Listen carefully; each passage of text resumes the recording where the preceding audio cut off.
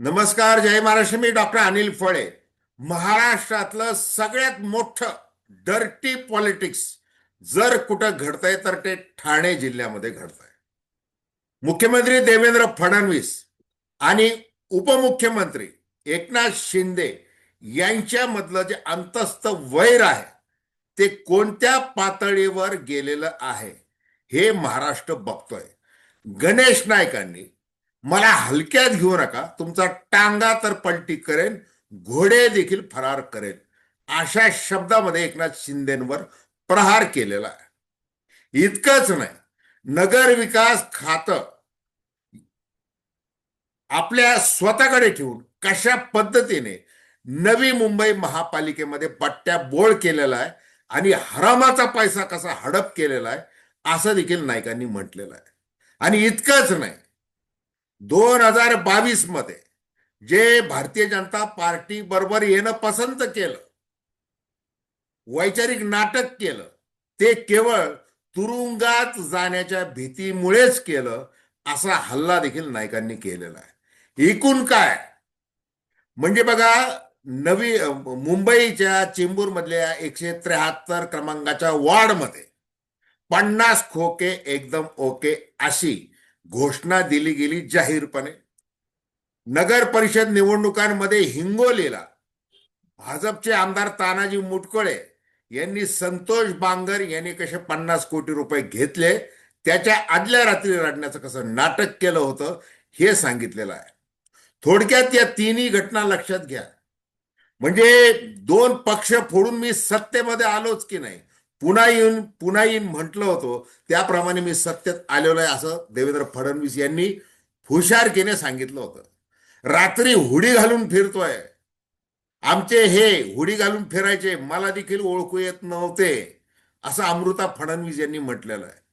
आणि मग जर एकनाथ शिंदे यांना तुम्ही टार्गेट करत असाल, त्यांचा टांगा पलटी आणि घोडे फरार करण्याची भाषा करत असाल, तर हे विसरू नका की तुम्ही आमच्यामुळे सत्तेत आलेला आहात, हे विसरू नका, असं शंभूराज देसाई, प्रताप सरनाईक, संजय शिरसाट या शिंदेच्या मंत्र्यांनी ठणकावून सांगितलेला आहे.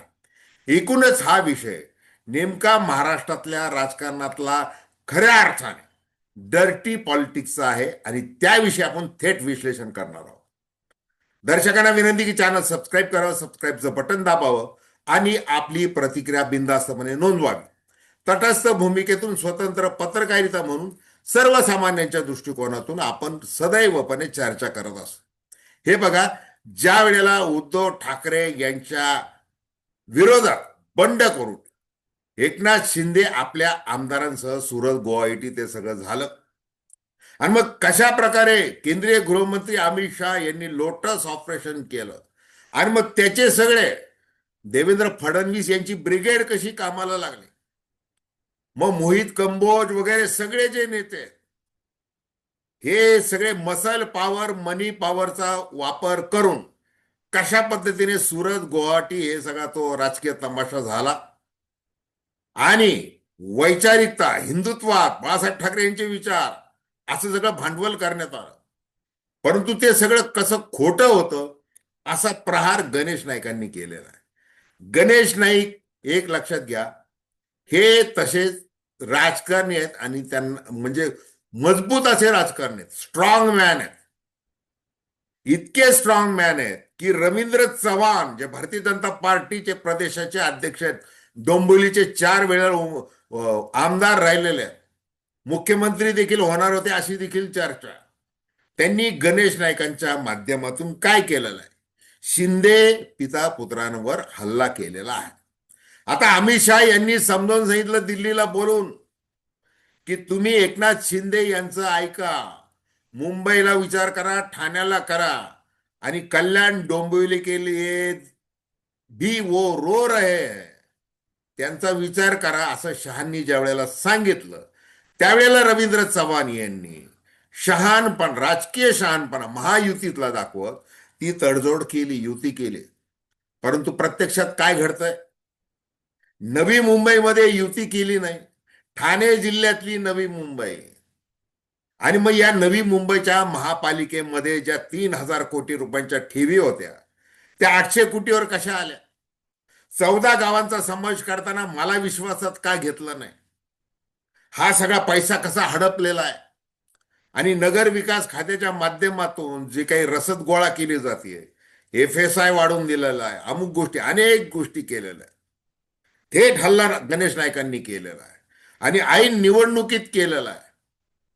मग आता या दोघांचं हे तसं म्हणायला गेलं तर, जसं आता काल उद्धव ठाकरे छत्रपती संभाजीनगरच्या सभेमध्ये, नाशिकच्याही सभेमध्ये बोलले, पत्रकार परिषदांमध्ये बोलतात, मुलाखतींमध्ये बोलतात की गणेश नाईक, एकनाथ शिंदे हे शिवसैनिक जुने. आता हे जे शिवसैनिक आहेत हे बघा श्रीमंत शिवसैनिक आहेत. गणेश नाईक यांचं म्हणजे ज्या वेळेला धर्मवीर आनंद दिघे हे प्रभावशाली शिवसैनिक म्हणून काम करत होते, त्याच वेळेला गणेश नाईक आपलं पर्यायी नेतृत्व देण्याचा प्रयत्न करतात. शिवसेना प्रमुख बाळासाहेब ठाकरे यांची शिवसेना वाढली पाहिजे, त्यासाठी आपल्याकडून काय काय देता येईल. म्हणजे एकदा तर गणेश नाईकांनी 40 पिजोड जीप दिल्या होत्या महाराष्ट्रातल्या जिल्हा प्रमुखांना, त्या देता याव्यात आणि प्रत्येक गावागावामध्ये जाता यावं, सगळा विस्तार करता यावा, अशा अनेक उदाहरणं आहेत. आणि मग अलीकडच्या काळामध्ये एकनाथ शिंदे यांनी सगळे जे इव्हेंट करण्याचा जो विडा उचलला होता शिवसेनेसाठी, भरपूर त्यांनी केलं. मातोश्रीहून फोन आला की त्यांनी कामाला लागायचं, अनेक उदाहरणं आहेत. आता काय झालं की मूळ 80% समाजकारण, 20% राजकारण हे फक्त भाषणापुरतं राहिलेलं आहे. सेवा बजावण्याच्या खाली फक्त मेवा गोळा केला जातो आणि सगळं थैलीचं राजकारण सुरू झालेलं आहे. राजकीय पक्षामध्ये जसं रूपांतर झालं शिवसेनेचं, त्याच्यानंतर हे घडलेलं आहे. खूप बोलण्यासारखं आहे. आता आपण या व्हिडिओमध्ये काय चर्चा करतोय की एकनाथ शिंदे यांचा म्हणजे त्यांनी मुंबईत किती जागा मिळवो किंवा ठाण्याला त्यांनी काही करो, त्यांना आता सत्तेच्या राज्यामध्ये सत्तेच्या बाहेर कसं ठेवता येईल याचं सगळं गणित आखून मुख्यमंत्री देवेंद्र फडणवीस यांनी नगर विकास खात्याचे अधिकार कमी करण्यापासून अनेक गोष्टी केलेल्या आहेत. आणि आता गणेश नाईकांच्या खांद्यावर बंदूक ठेवून एक मोठा निशाणा साधलेला आहे. बाकीचे तर भाजपचे आमदार, कार्यकर्ते, मग शेवटी प्रश्न लोक विचारतात, अहो 50 कोटी 50 खोके तुम्हीच दिले, म्हणजे तुम्हीच हे सगळं केलेलं आहे, लोटस ऑपरेशन तुम्हीच केलेलं आहे, तरी इतक्या निर्लज्जपणे का सांगताय? कारण की एकनाथ शिंदे यांचा गेम करायचा. मग राजकारणामध्ये साधन, शुचिता वगैरे वगैरे वगैरे वगैरे वगैरे या सगळ्या गोष्टीचा विचार करू. फक्त आम्ही कशा प्रकारची कूटनीती करू शकतो आणि त्या कूटनीतीसाठी आम्ही सगळ्या प्रकारचं म्हणजे सोडू शकतो, कमरेखालचं सोडू शकतो, सगळं करू शकतो. त्या अर्थाने याला डर्टी पॉलिटिक्स. बरं, डर्टी पॉलिटिक्स हा शब्द कुणी आणलाय ठाणे जिल्ह्यामध्ये? मंदा म्हात्रे, ज्या भारतीय जनता पार्टीचे आमदार आहेत, त्यांनी म्हणले की गणेश नाईक हे कसे गद्दार आहेत, घरातल्या कसे तिकीट देतात वगैरे वगैरे बरेच आरोप त्यांनी केले. आता रवींद्र चव्हाण आणि देवेंद्र फडणवीस यांना आपल्याच आमदार काय बोलतात याकडे लक्ष द्यायला वेळ आहे का? कारण त्यांना गेम करायचा एकनाथ शिंदेच. हे सगळं चाललेलं आहे. आणि म्हणून ठाणे जिल्हा हा मुंबई नंतर महत्वाचा आहे.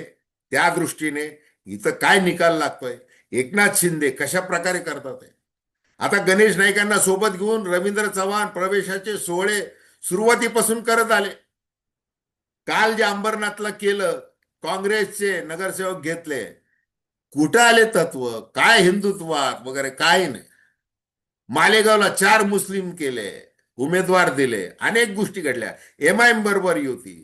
काल तर त्या चिमुकलीवर बलात्कार करणाऱ्या प्रकरणामध्ये जो सहआरोपी आहे, राष्ट्रीय स्वयंसेवक संघाचा शिक्षण संस्थाचालक तुषार आपटे, यालाच तिकीट देऊन टाक. मग तिथं मंदा म्हात्रे यांनी गणेश नाईकांच्या विरुद्ध बोलव, त्या जरी आपल्या आमदार असल्या तरी तरी कशाचीच पर्वा करायची नाही. या पद्धतीचं राजकारण सुरू आहे. आणि जे महाराष्ट्र उघड्या डोळ्यांनी बघतोय, केवळ देवेंद्र फडणवीस यांनी जेन झी कडे बघून विकासाचे मुद्दे मांडून प्रचार करणं, ही जर एक चांगली जमेची बाजू सोडली तर बाकी जे चाललेलं आहे ते पातळी सोडून चाललेलं आहे, वैचारिकता सोडून चाललेलं आहे. हे अतिशय वाईट आहे आणि म्हणून त्या अर्थाने हे डर्टी पॉलिटिक्स आहे आणि याला जबाबदार सत्ताधारी विशेष आहेत, हे लक्षात घ्या. तर धन्यवाद.